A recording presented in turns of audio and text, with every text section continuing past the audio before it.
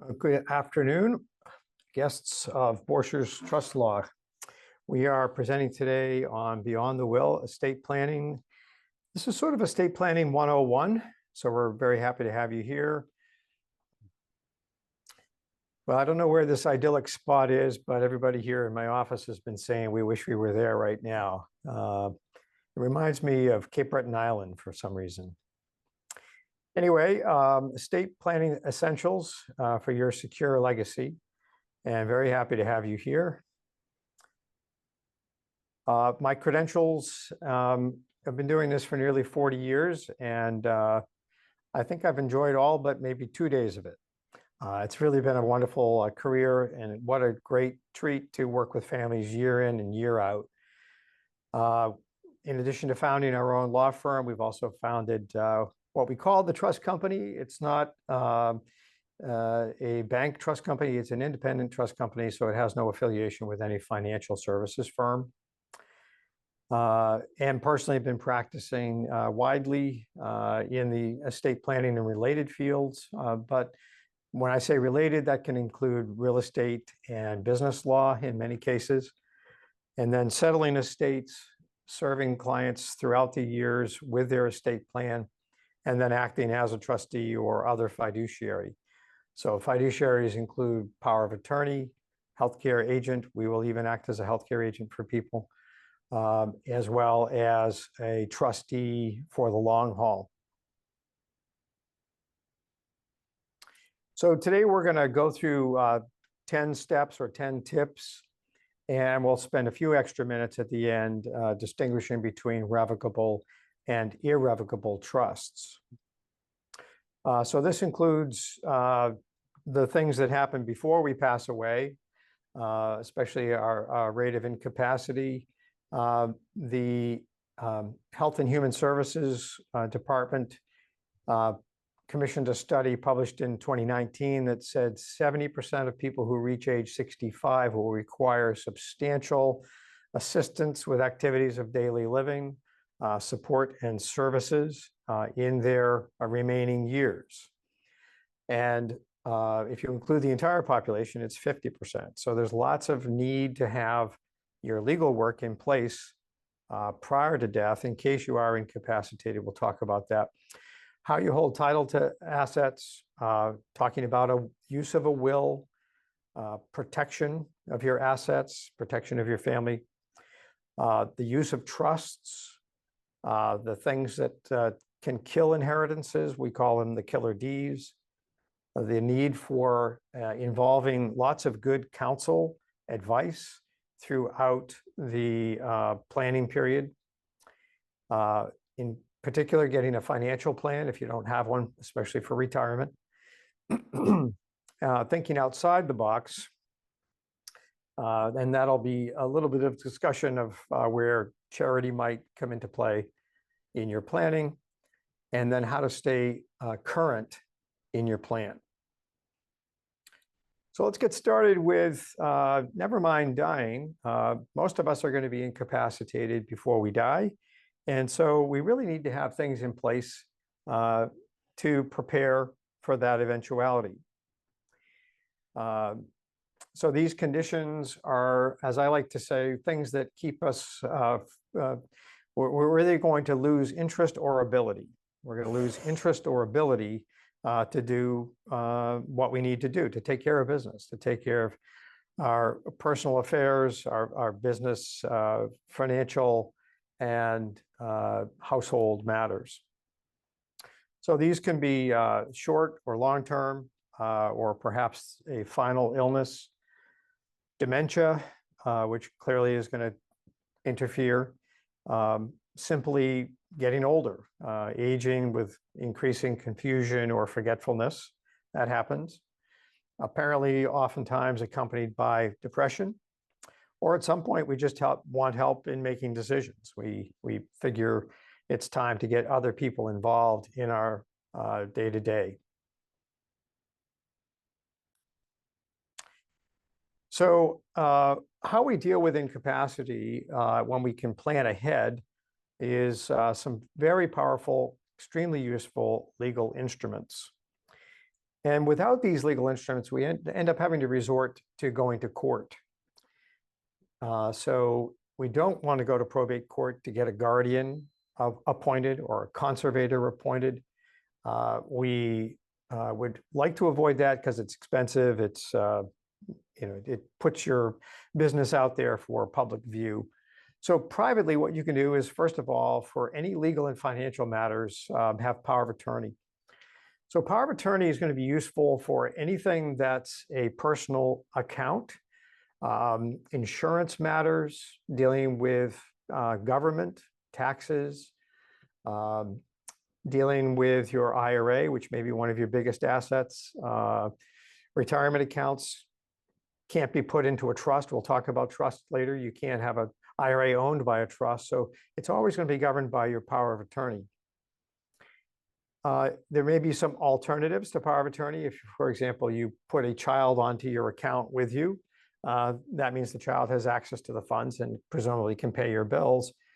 But it's not the same as power of attorney. They don't have the authority to enter into contracts with you, to call or write on your behalf, to deal with matters as they come up. So you really have to have a thorough power of attorney for this purpose. All powers of attorney today are called durable powers, so they last through your incapacity all the way until your death.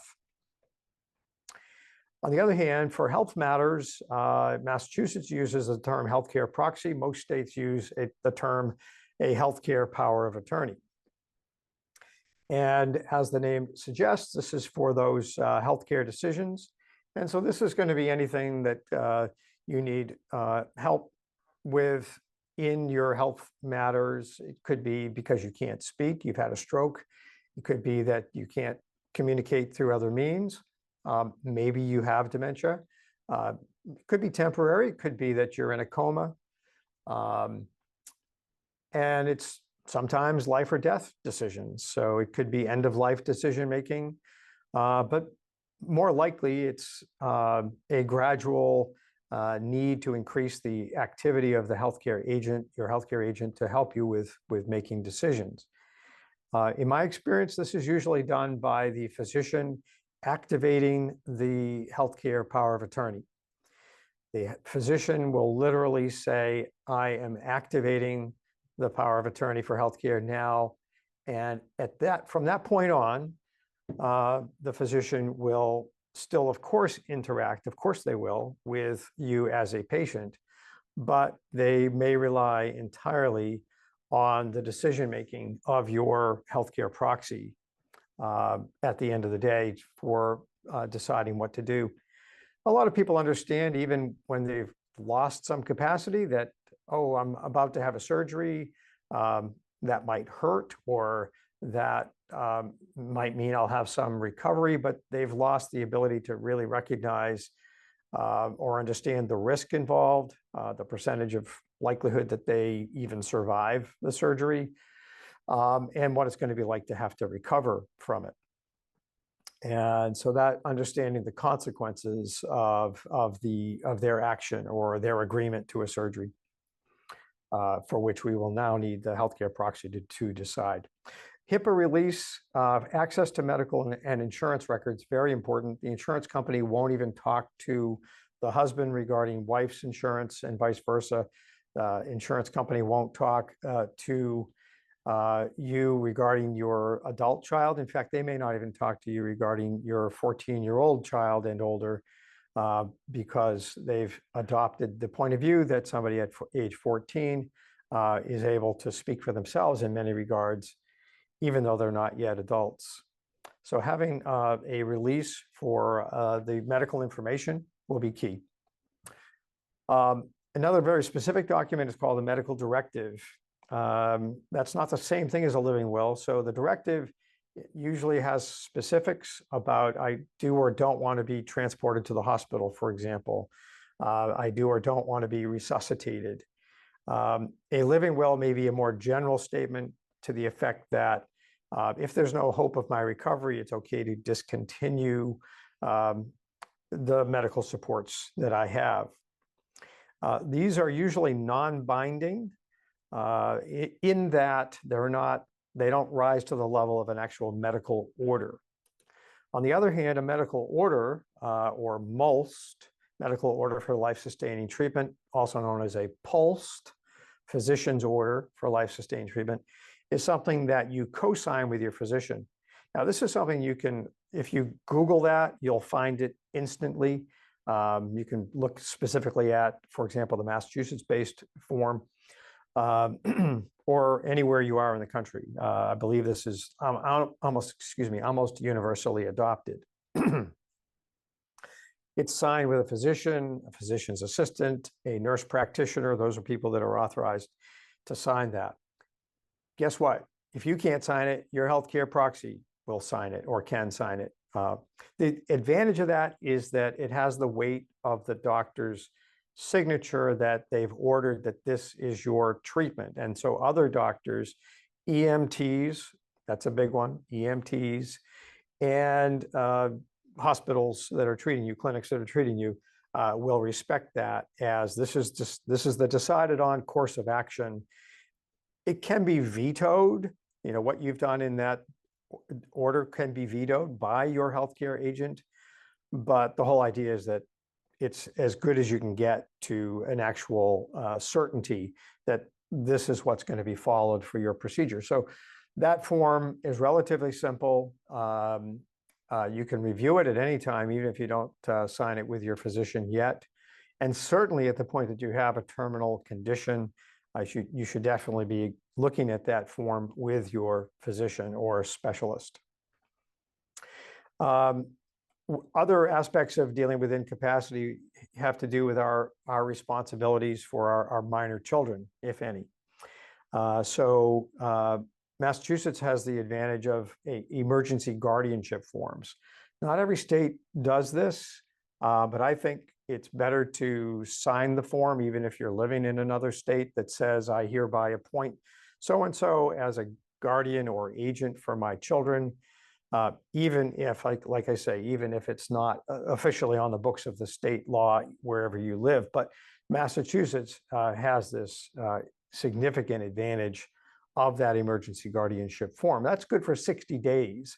So if you're traveling and you leave your children in the custody of friends or relatives,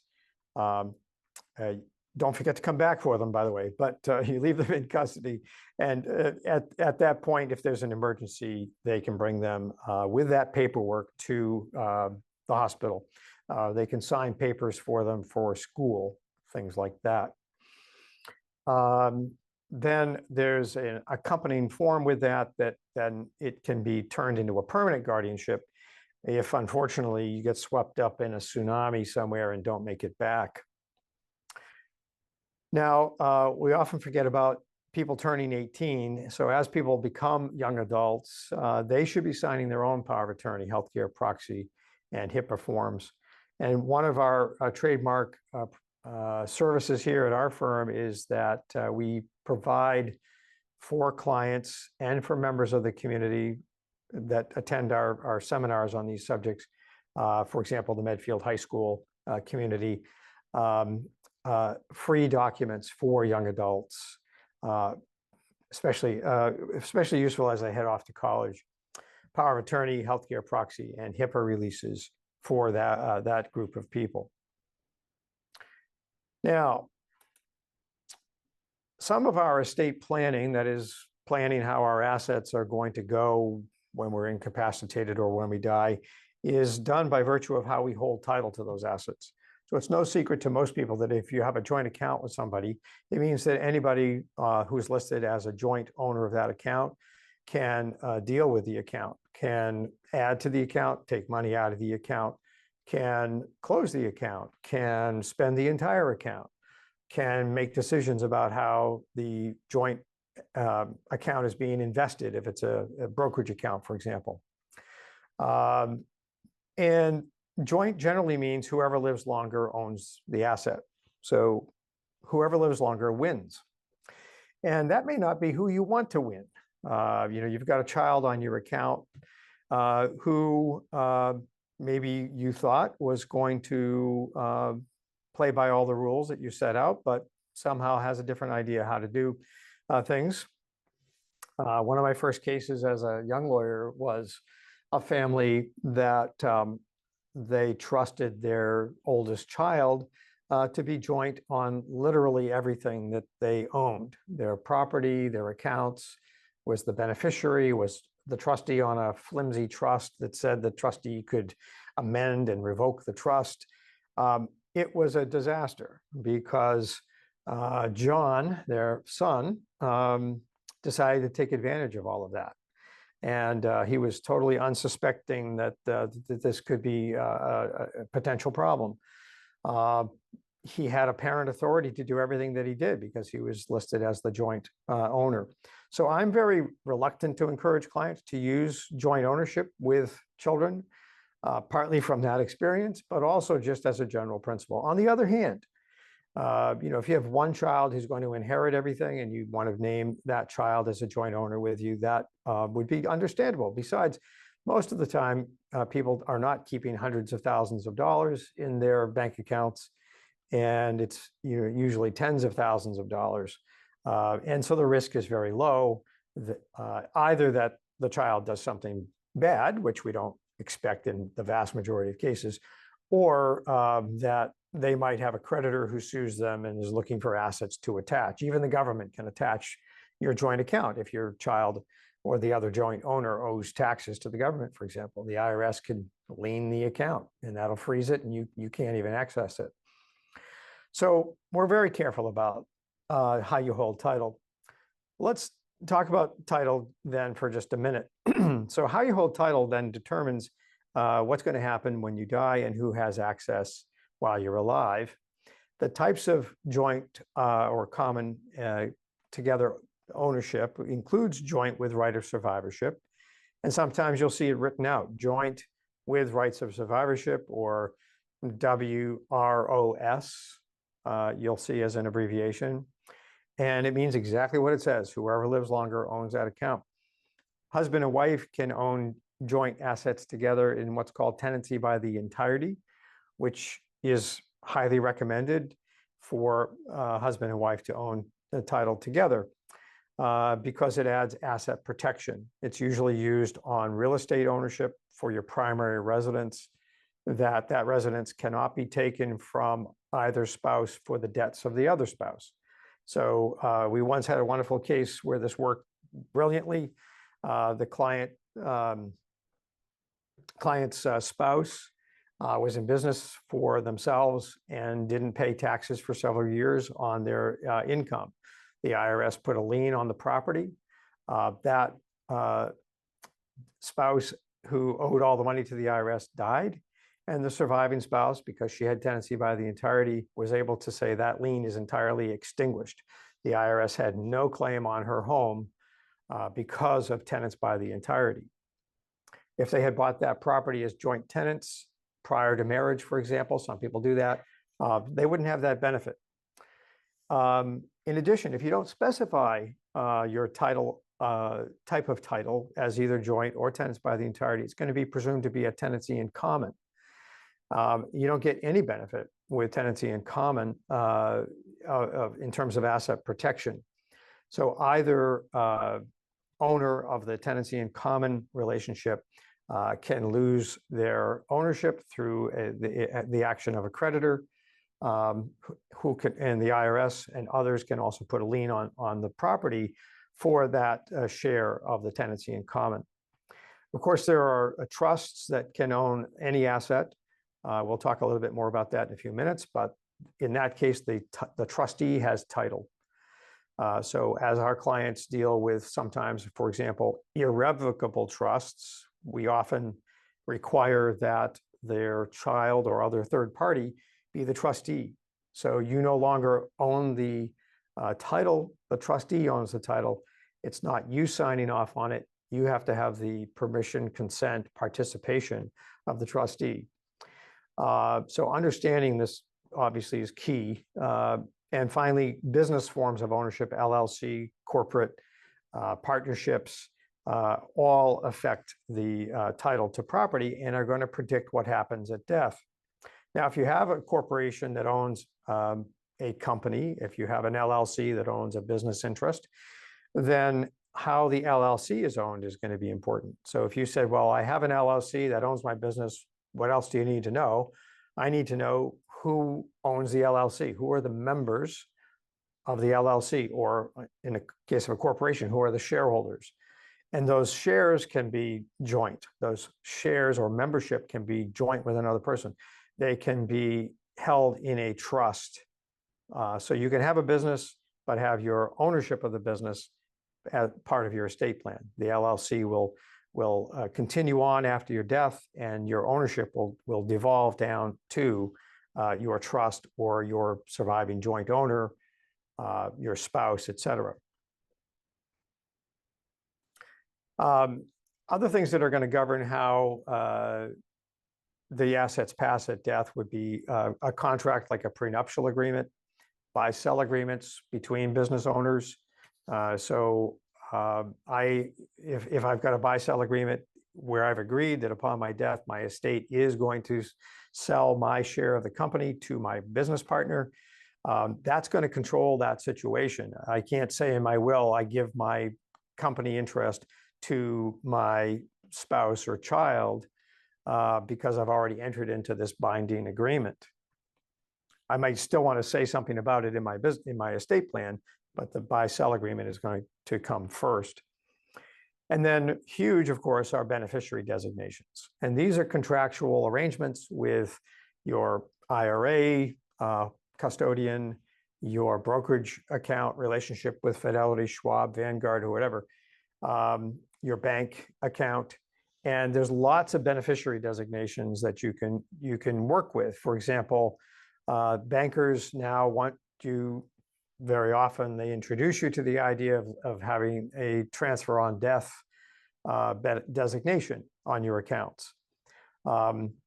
Listen to the bankers, but don't necessarily just immediately adopt their idea. Oh, why don't you add a TOD, a transfer on death, to put your child down there who, you've said that your child helps you, and I see your child coming into the bank with you, and why don't you put them on there so they'll get the account when you die?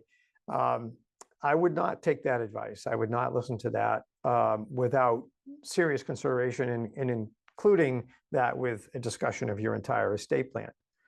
That said, we recommend transfer on death and payable on death designations where they're payable to a trust, because then it's going to segue perfectly in with the rest of the estate plan.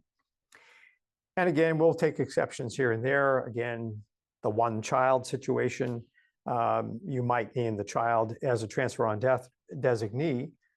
If the child happens to die before you still own the account.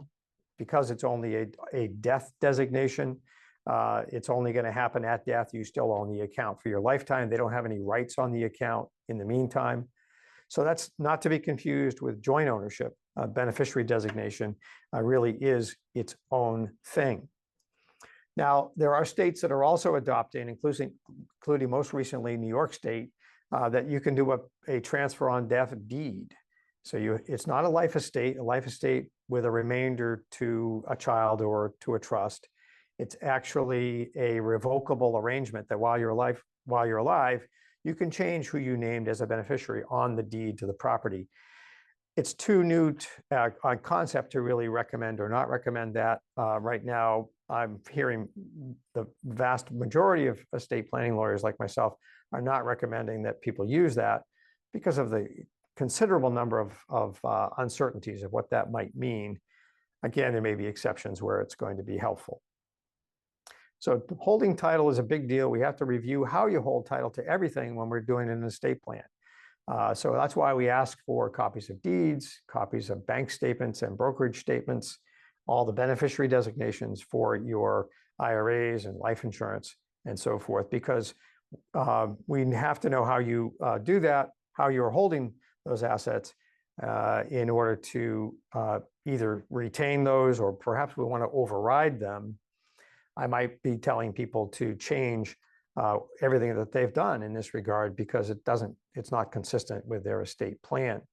You know, imagine leaving your IRA to one child who you think is going to do the right thing with it, but really you want your estate to be divided between all three of your children.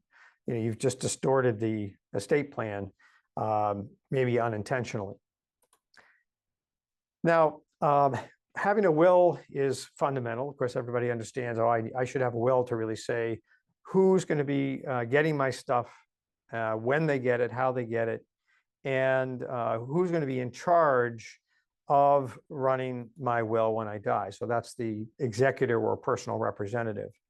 In addition, if you still have minor children, you can specify who would be a guardian, conservator, or trustee for the minor children.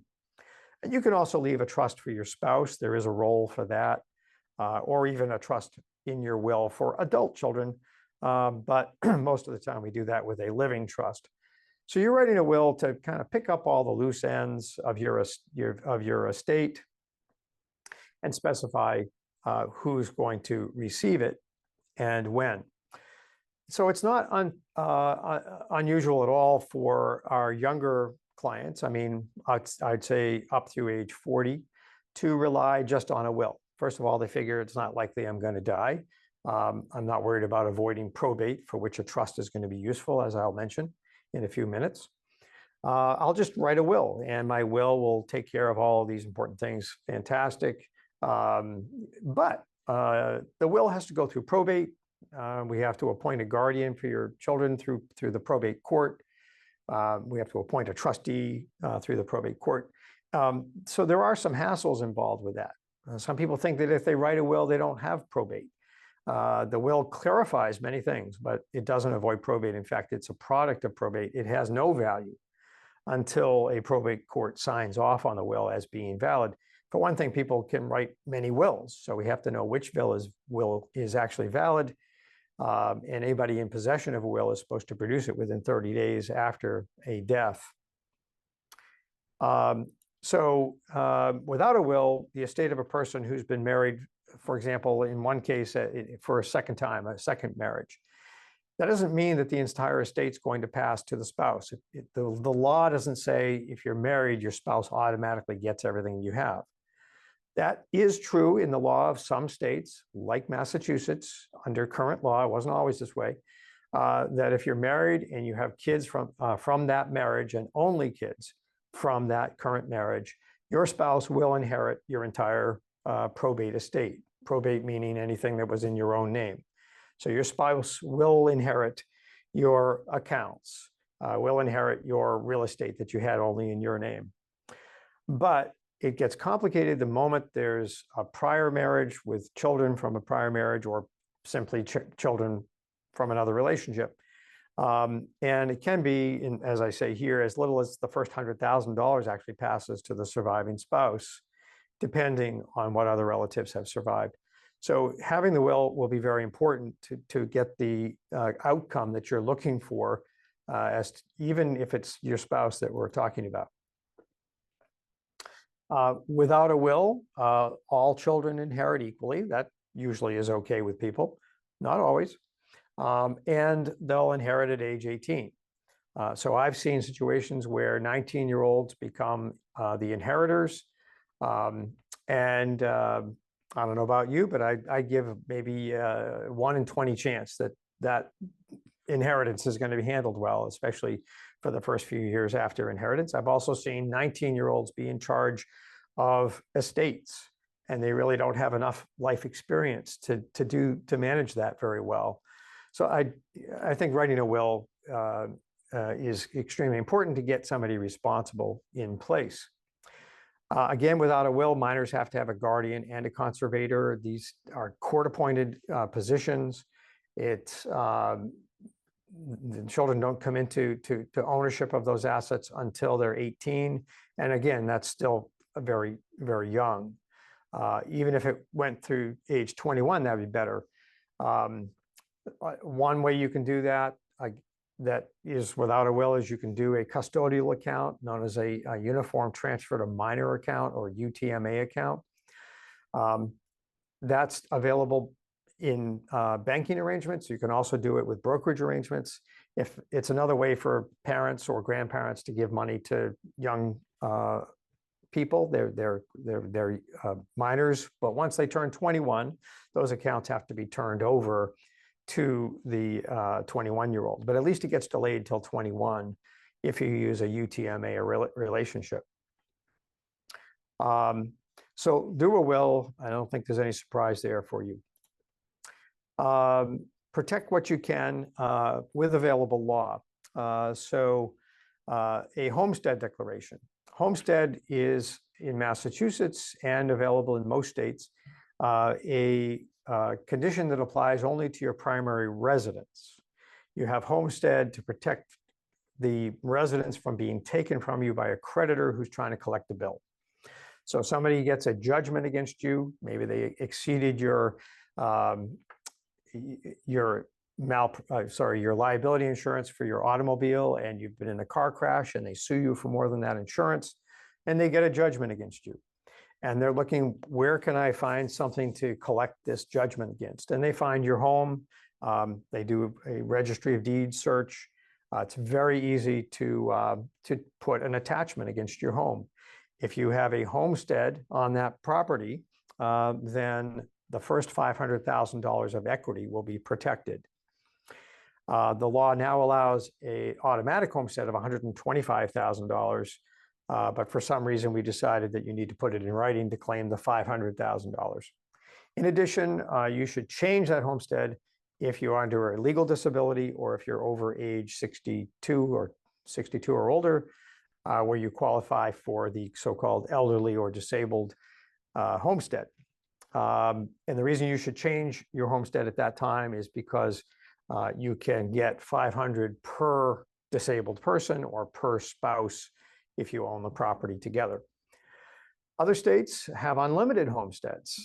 Florida is one of those, famously, where people who may owe lots of money decide to buy their home there and move there because they can at least shelter their entire value of their home from being taken in a lawsuit.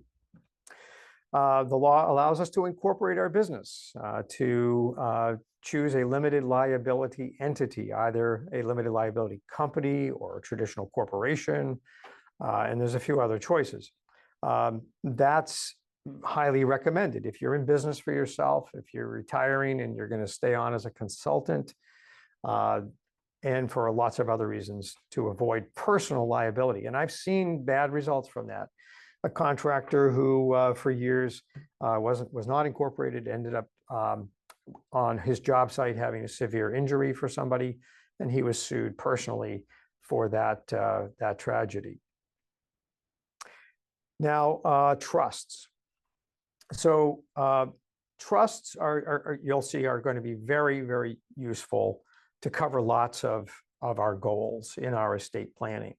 And what are those goals? You know, the goal to care for our loved ones, to protect what we can, to anticipate the fact that we ourselves are going to become incapacitated, anticipate that we are building wealth, or maybe that our wealth is decreasing. Our trust can respond to those changes, can take care of us in our old age, and then settle our estate without probate, save estate taxes, and save time. So I like to say time, taxes, and trouble.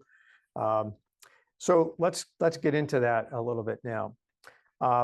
In trusts, we trust, and it really seems like everybody else, if you only have a will or you have nothing at all, it's almost like you're a second-class citizen. If you have a trust, you are treated by the law, by the systems, by the bankers, by the brokerage firms at a much higher class almost. I'm not sure how else to describe it. You have some new privileges that are afforded you because you have a trust in place. And again, as I said earlier, trusts, not you personally, hold title to your assets during your lifetime and provide powerful structures to pass your estate on at your death. So the first thing that a trust can do is it manages your affairs when you can't. So what is this trust anyway? It's really an agreement. Some people think a trust is like a company or it's like an entity. It's not. It's really an agreement that you make with your trustee. Now, believe it or not, you can be your own trustee with a revocable trust. So you don't have to bring in somebody else to be your trustee. You never have to have, in any of these situations, a corporate trustee. We act as a corporate trustee in our sister company called Northeast Private Trustees. There's a place for that, but you're not going to start out by complicating your life with setting up a trust in the first place. You can be trustee of your own revocable trust, and you can have family members follow you, assuming you have people capable of taking responsibility. So I like to think of the trust as being this handshake that you make oftentimes with your spouse. It's your mutual agreement. It's like a glorified joint account arrangement at that point. It's where you not only have mutual control of an asset, but you have some rules to follow. So those rules are pretty simple. I mean, on the one hand, it says we can put money in, take money out of our trust, put assets in, take them out.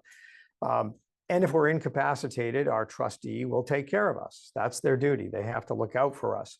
They can't pad their own pocket. They can't invest in what they want to invest in. They can't buy assets from the estate or from the trust. There's lots of things that trustees can't and shouldn't do. They have to look out for us because that's their job. That's what a trustee has to do. It's a position of high responsibility.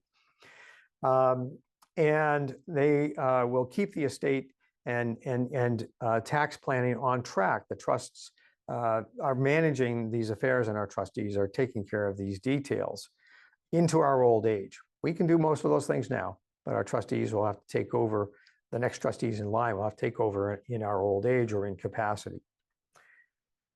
So it's very popularly known that trusts avoid probate. How is it that they avoid probate? What is probate? So probate is the process of proving out who should be the new owners of your estate when you die. Probate is proving who are the new owners of your estate when you die. And who can prove that? Really only the probate court, surrogates court, other courts that have jurisdiction over estates. In this state, it's called probate court. We want to avoid that if we can. As bad as it is in usual times, it was 5 times worse during COVID. Everything was delayed. Probates took 2.5 years to get through, et cetera. It's more expensive. There are filing fees. There's annual accounting responsibility. So a trust can privatize that.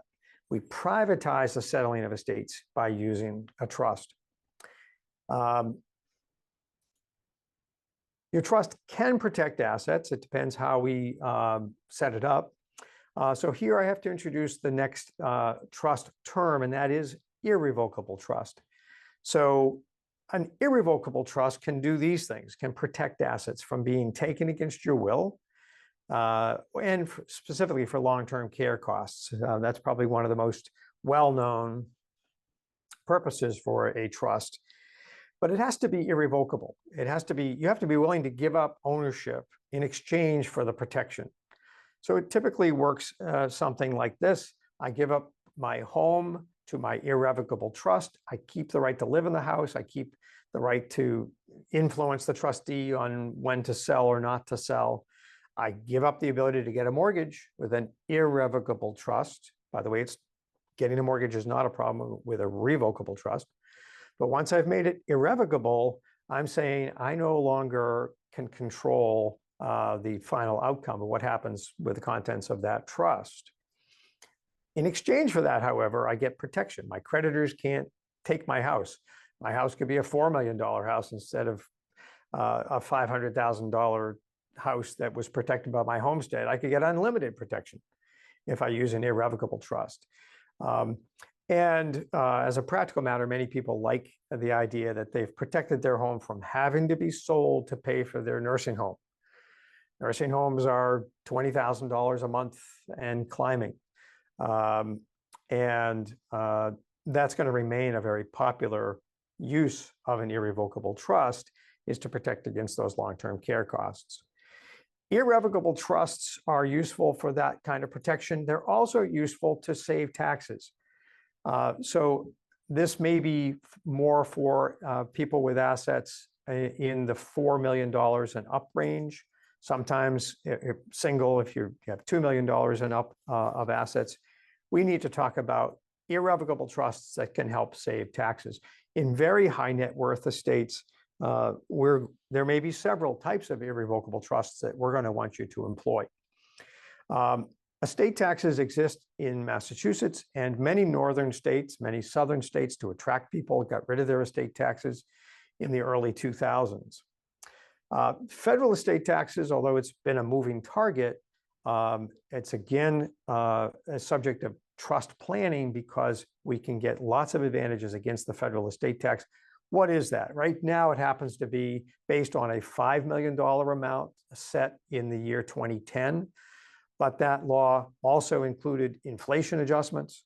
It's temporarily doubled by legislation that passed in 2017, set to expire at the end of 2025.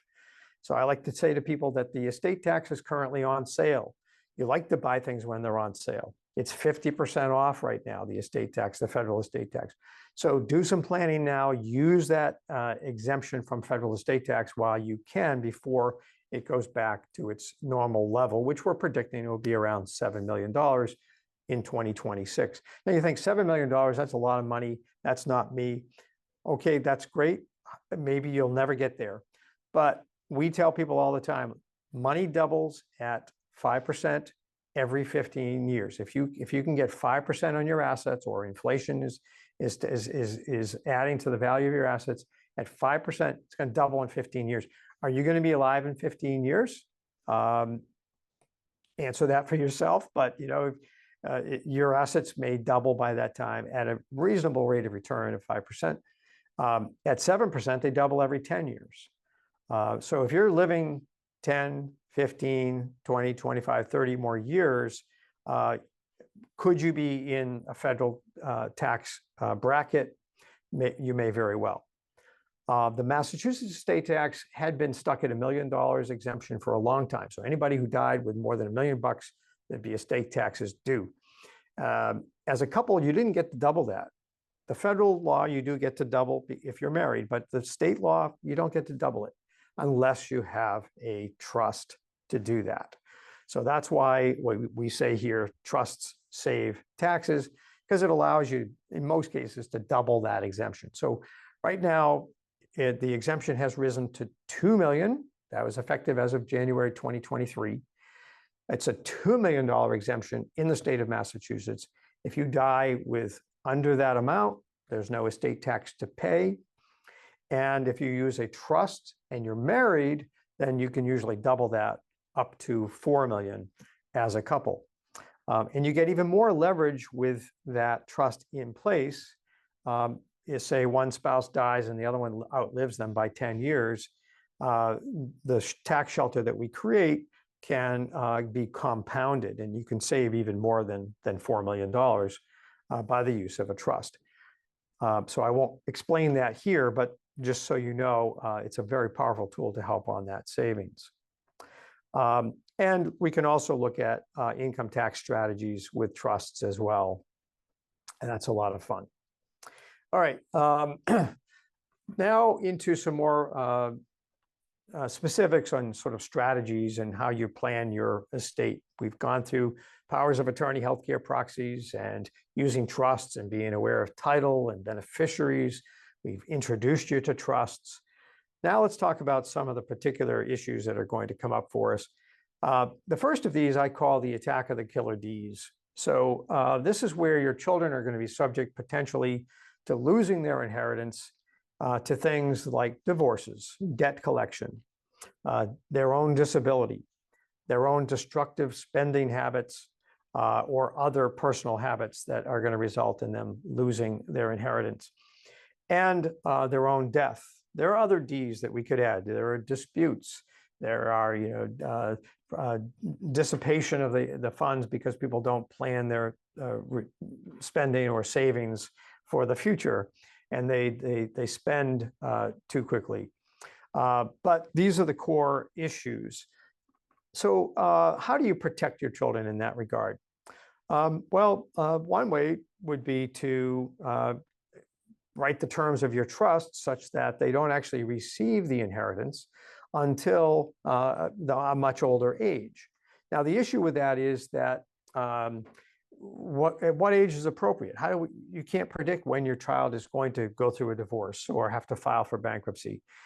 So I've long ago given up on having my clients give out their estate when their kids are 25, 30, 35 in stages, because all I can think is that there's going to be somebody, that the prey is waiting for the age of 35 when they're going to pounce and they're going to take the asset. As the spouse says to the inheriting child, it's too bad about your mom dying last week. I'm filing divorce and I want half of it. So it's better that you leave the inheritance. As I like to say, leave your kids a trust, don't leave them money.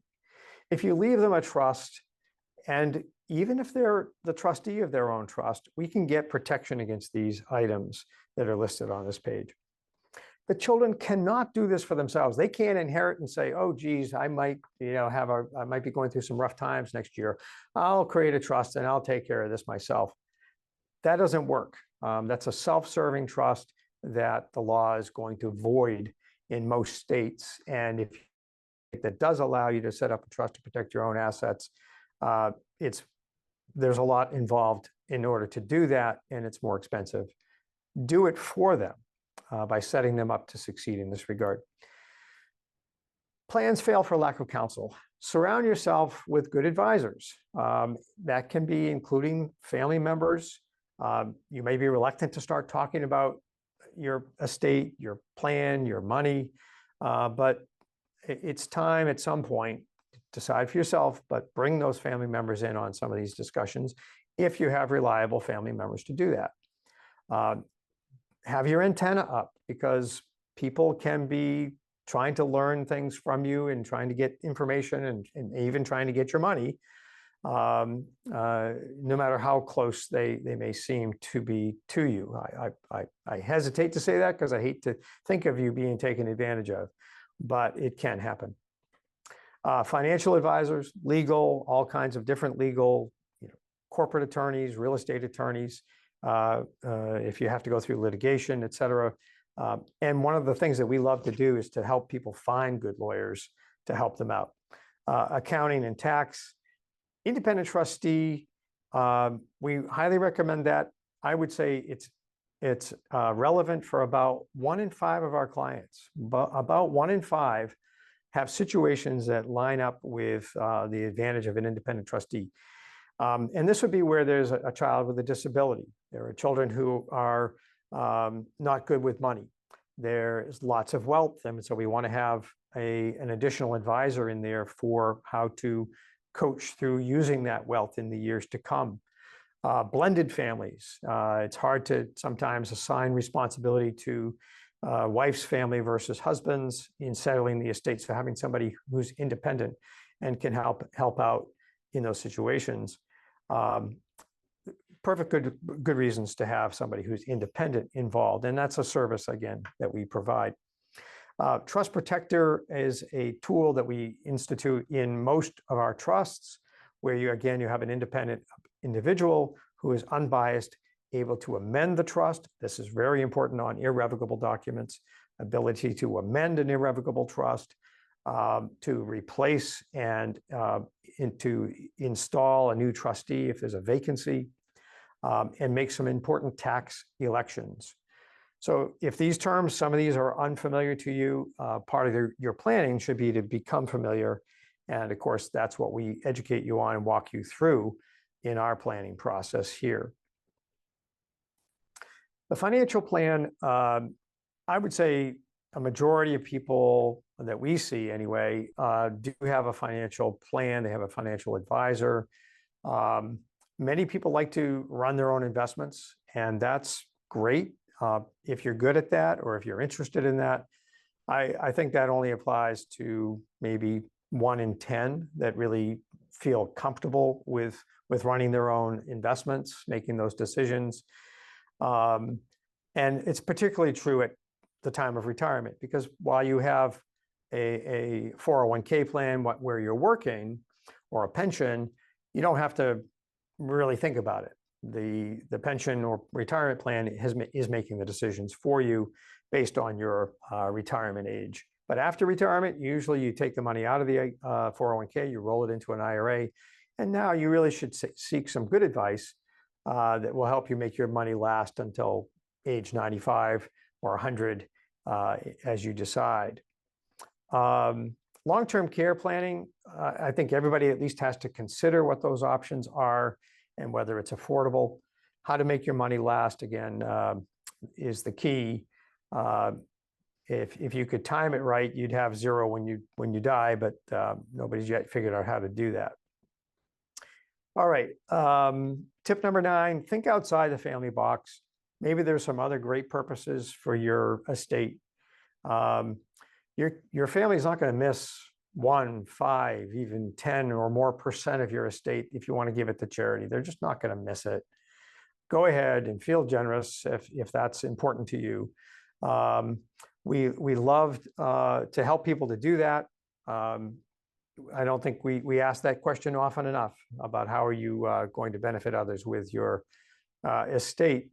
If you've done enough during your lifetime, then maybe you skip it in your estate, but at least think outside the family box. It will make you feel very good. Finally, staying current. Look, you can't just do this plan and leave it on the shelf or leave it in the book and then, call us when you need us because it may be too late.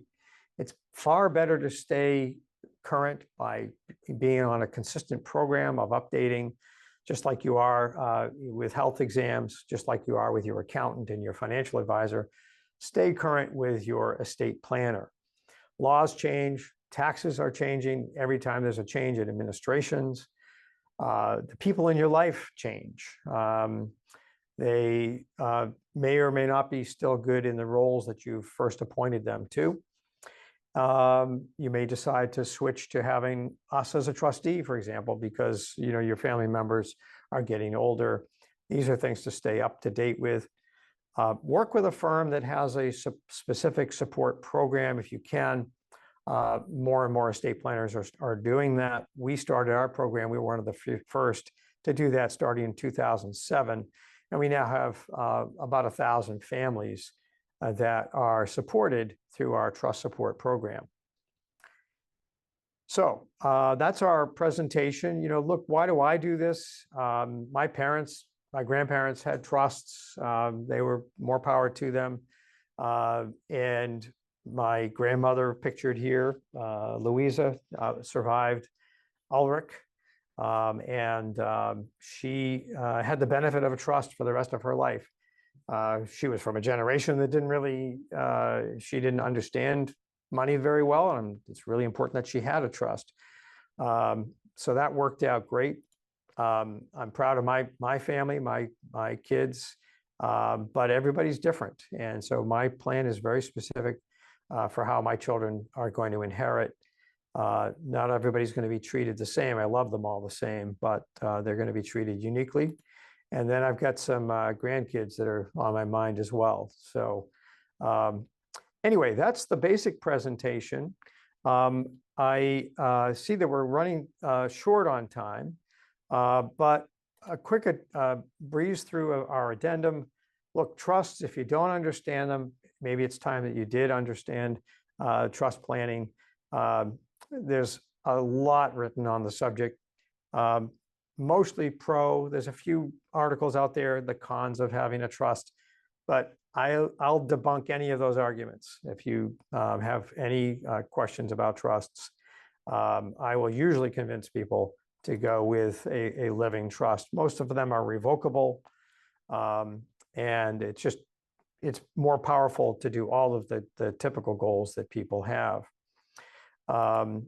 Irrevocable trusts, as we said earlier, can be valuable, but remember, what you put in, you can't take back. And you got to have a firm goal of wanting to protect or to save taxes in that context. They're a lot less flexible than you might think. We can decant trusts. We can reform irrevocable trusts. These are all terms for changing what you once thought was immutable. You can now change through modern trust laws. So we have a spreadsheet available, not a spreadsheet, but a table available to you to remind you of these differences. But That's available if you want to take a picture here. We'll also send you an email with this link to it. But there are resources here that if you want to take a picture of this with your smartphone, feel free. This will, the top QR code brings you to that chart on trusts. And the second QR code will take you to an opportunity to set an appointment with one of our paralegals, senior paralegals, to take you through an orientation on estate planning with us. As a result of participating in this workshop, we find that people are better prepared to do their estate planning when they meet with us, and therefore we feel comfortable with giving you a break from our usual $950 consultation fee. That consultation fee, if people do pay it, is for a significant value. You're getting an in-depth review, a written response to your situation with recommendations, but you would get that as a courtesy, as a gift from us as a result of attending today. Thank you for attending today, and we appreciate your kind attention.